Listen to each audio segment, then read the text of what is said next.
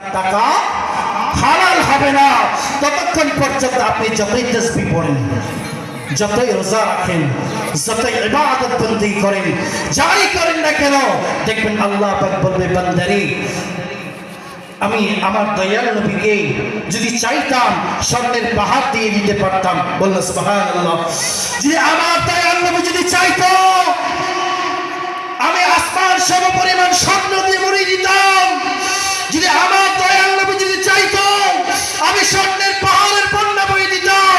কিন্তু আমার মুস্তাফা আমার কাছে চাই নাই, আমার মুস্তাফা শুধু আমার উম্মতের জন্য চেয়েছে। বলুন সুবহানাল্লাহ। কাদের জন্য চেয়েছে? আমাদের জন্য চেয়েছে। আর সেই আমরা কোটি টাকা দালানে বাস করার জন্য আমরা স্বপ্ন দেখছি। সেই কোটি টাকার দালান আপনি কবরে নিয়ে যাবেন। কোটি টাকার দালানকে আপনি কবরে নিবেন। আপনি কোটি টাকার সম্পদ কবরে নিবেন। এগুলা কি আপনার সাথে কবরে যাবে না।